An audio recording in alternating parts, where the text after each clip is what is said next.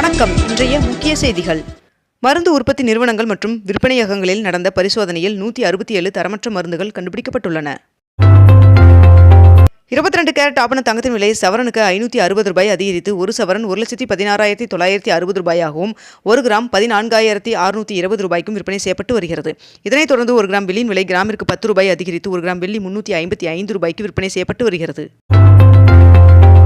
ஜம்மு காஷ்மீரில் கடும் பனிப்பொழிவின் காரணமாக ஸ்ரீநகரில் தேசிய நெடுஞ்சாலைகள் மூடப்பட்டுள்ளன. சென்னை மெட்ரோ ரயில் நிறுவனத்தின் நந்தனம் தலைமை வளாகத்தில் அமைக்கப்பட்ட பூங்கா மற்றும் விளையாட்டு மைதானங்களை துணை முதல்வர் உதயநிதி ஸ்டாலின் அவர்கள் திறந்து வைத்தார். சென்னை ராயபுரம் பகுதியில் நலம் காக்கும் ஸ்டாலின் திட்ட மருத்துவ முகாம் இன்று நடைபெறும் என்று அறிவிக்கப்பட்டுள்ளது.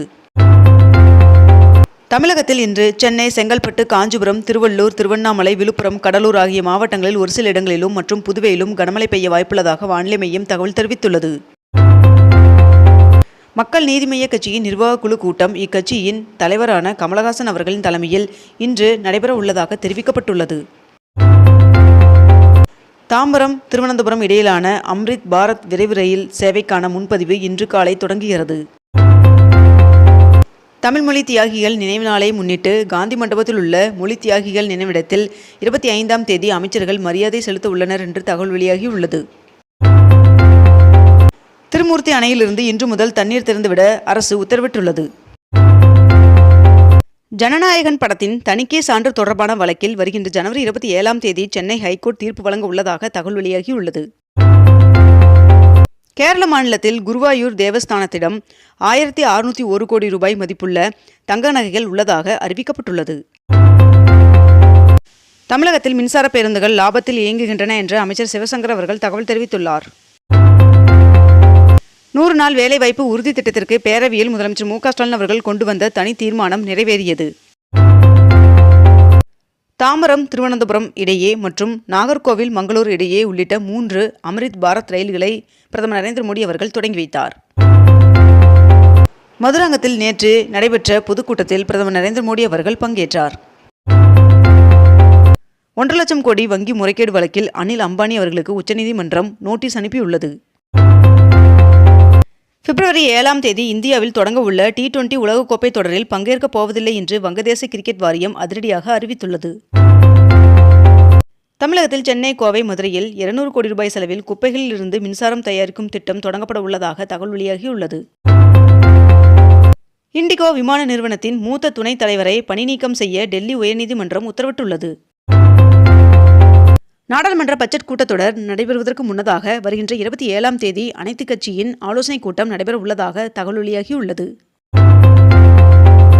12ஆம் வகுப்பு பொதுத் தேர்வு எழுத உள்ள மாணவர்களின் பதிவெண் உடன் கூடிய பெயர் பட்டியல் ஹால் டிக்கெட் வெளியிடப்பட்டுள்ளது. தூத்துக்குடி மாவட்டம் முள்ளக்காடு கிராமத்தில் கடல் நீரை நன்னீராக்கும் திட்டப்பணிக்கு முதலமைச்சர் மு க ஸ்டாலின் அவர்கள் அடிக்கல் நாட்டினார். வாக்காளர் பட்டியலில் பெயர் சேர்க்க இதுவரை 15,36,000 பேர் படிவம் 6ஐ விண்ணப்பித்துள்ளனர் என்று தெரிவிக்கப்பட்டுள்ளது. வெளிநாட்டில் பட்ட மேற்படிப்பு படிப்பதற்கு 10 சிறுபான்மையின மாணவர்களுக்கு ₹3,60,00,000 உதவித்தொகை வழங்கப்பட்டது. சென்னையில் உள்ள 19 மண்டலங்களில் இன்று பொது விநியோக திட்ட மக்கள் குறைதீர் முகாம் நடைபெறும் என்று அறிவிக்கப்பட்டுள்ளது. 74 ஆசிரியர்கள் மற்றும் 56 ஆசிரியர் அல்லா பணிகளுக்கான இடமாறுதலுக்கான ஆணைகள் வழங்கப்பட்டது. தமிழக அரசின் தொழில் முனைவோர் மேம்பாடு மற்றும் புத்தாக்க நிறுவனம் சென்னையில் 4 நாட்கள் தொழில் முனைவோர் மேம்பாட்டு திட்டம் திணை வகைகள் கொண்ட பேக்கரி பொருட்கள் தயாரித்தல் பயிற்சி வருகின்ற 27ஆம் தேதி தொடங்கி 30ஆம் தேதி வரை நடைபெற உள்ளதாக தெரிவிக்கப்பட்டுள்ளது. மந்தைவெளி பேருந்து முனையத்தில் அமைய உள்ள ஒருங்கிணைந்த பன்முக போக்குவரத்து வணிக வளாகத்திற்கு முதலமைச்சர் மு க ஸ்டாலின் அவர்கள் அடிக்கல் நாட்டினார். அனைத்து EV கார்களிலும் செயற்கை ஒளியை கட்டாயமாக்கியது ARAI அமைப்பு. தமிழகத்தில் திருச்சி, பெரம்பலூர், திருவண்ணாமலை, கள்ளக்குறிச்சி ஆகிய 4 மாவட்டங்களில் வருகின்ற 24ஆம் தேதி கனமழை பெய்ய வாய்ப்புள்ளதாக வானிலை மையம் தகவல் தெரிவித்துள்ளது. முதலமைச்சர் மு க ஸ்டாலின் அவர்கள் சென்னை தலைமை செயலகத்திலிருந்து பல்வேறு துறை சார்ந்த திட்டங்களை தொடங்கி வைத்தார். குடியரசுத் தலைவர் மாளிகையில் உள்ள அமிர்த தோட்டத்தை பொதுமக்கள் பார்வையிட பிப்ரவரி 3ஆம் தேதி முதல் மார்ச் 31ஆம் தேதி வரை அனுமதிக்கப்பட உள்ளதாக தகவல் வெளியாகியுள்ளது.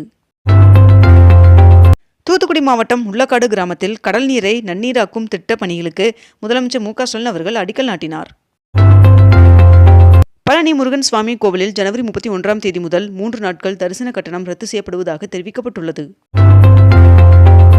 சென்னை புத்தக காட்சியில் சுமார் 9 கோடி ரூபாய் வரை புத்தகங்கள் விற்பனையாகி உள்ளதாக தகவல் வெளியாகியுள்ளது. சென்னை பசுமை வழி சாலை இல்லத்தில் உள்ள அதிமுக பொதுச் செயலாளர் எடப்பாடி பழனிசாமி அவர்களை ஒன்றிய அமைச்சர் பியூஷ் கோயல் மற்றும் பாஜகவினர் சந்தித்தனர்.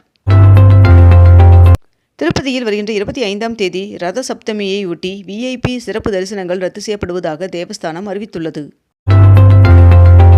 கிரீன்லாந்தை கைப்பற்ற அந்நாட்டின் மீது படையெடுக்க மாட்டோம் என்று அமெரிக்க அதிபர் டொனால்ட் ட்ரம்ப் அவர்கள் அறிவித்துள்ளார். சென்னை மாநகரில் 20 AC மின்சார இரட்டை அடுக்கு பேருந்துகளை இயக்க மாநகர போக்குவரத்து கழகம் திட்டமிட்டுள்ளதாக தகவல் வெளியாகியுள்ளது. அதிமுகவின் முன்னாள் அமைச்சரும் ஓ. பன்னீர்செல்வம் அவர்களின் ஆதரவாளருமான வைத்திலிங்கம் அவர்கள் முதலமைச்சர் மு. க. ஸ்டாலின் அவர்கள் முன்னிலையில் திமுகவில் இணைந்து கொண்டார். பூந்தமல்லி வடபழனி இடையே மெட்ரோ ரயில் சேவைக்கு ரயில்வே வாரியம் இறுதிக்கட்ட ஒப்புதல் வழங்கியுள்ளது. திண்டிவனம் ரயில் நிலையத்தில் உரிய ஆவணங்களின்றி எடுத்து சென்ற 45 லட்சம் மதிப்பிலான வெள்ளி பறிமுதல் செய்யப்பட்டது. திருச்சி மாவட்டம் துவாக்குடி அருகே காரில் கொண்டு செல்லப்பட்ட 8 லட்சம் ரூபாய் மதிப்புடைய 200 ரூபாய் கள்ள நோட்டுகளை போலீசார் பறிமுதல் செய்தனர். நெல்லை மானூர் அருகே 453 ஆண்டுகள் பழமையான கல்வெட்டும் ஆங்கிலேயர் காலத்தை சேர்ந்த பீரங்கி குண்டுகளும் கண்டெடுக்கப்பட்டுள்ளன. இந்தியா வங்கதேசம் இடையேயான கங்கை நதிநீர் பகிர்வு ஒப்பந்தத்தை புதுப்பிக்க ஆரம்பகட்ட பணிகள் தொடங்கப்பட்டுள்ளதாக தகவல் வெளியாகியுள்ளது. வடசென்னையில் 147 கோடி ரூபாயில் அமைக்கப்பட்ட முதல்வர் நகர்ப்புற குடியிருப்புகளை முதலமைச்சர் மு. க. ஸ்டாலின் அவர்கள் திறந்து வைத்தார். இந்தியாவில் தயாரிக்கப்படும் முதல் C-295 ரக இராணுவ போக்குவரத்து விமானம் வருகின்ற செப்டம்பர் மாதத்திற்குள் பயன்பாட்டிற்கு வரும் என்று அறிவிக்கப்பட்டுள்ளது. வேளாங்கண்ணியை சுற்றி பார்க்க ஹெலிகாப்டர் சேவை இம்மாத இறுதியில் தொடங்கப்பட உள்ளதாக தெரிவிக்கப்பட்டுள்ளது. இதில் ஒருவருக்கு 6000 ரூபாய் கட்டணமாக வசூலிக்கப்படும் என்றும் தெரிவிக்கப்பட்டுள்ளது. உலகம் உங்கள் கையில் எனும் மாபெரும் திட்டத்தின் கீழ் சென்னையில் உள்ள மருத்துவக் கல்லூரி மாணவர்கள் 1520 பேருக்கு அமைச்சர் மடிக்கணினியை வழங்கினார். AC பெட்டிகள் இல்லாத அம்ரித் பாரத் ரயில் சேவையானது கன்னியாகுமரி மாவட்டத்திலிருந்து இயக்கப்பட உள்ளதாக தகவல் வெளியாகியுள்ளது. காரைக்குடி அருகே அந்தோணியார் ஆலய பொங்கல் விழாவில் ஒரு கரும்பு 81,000 ரூபாய்க்கும் மற்றொரு கரும்பு 15,000 ரூபாய்க்கும் ஏலம் போனது. 96% கல்வி அறிவு பெற்ற மாநிலமான தமிழ்நாடு விரைவில் 100% எட்டும் என்று அமைச்சர் அன்பில் மகேஷ் அவர்கள் நம்பிக்கை தெரிவித்துள்ளார். இத்துடன் இன்றைய தலைப்புச் செய்திகள் நிறைவடைகின்றன.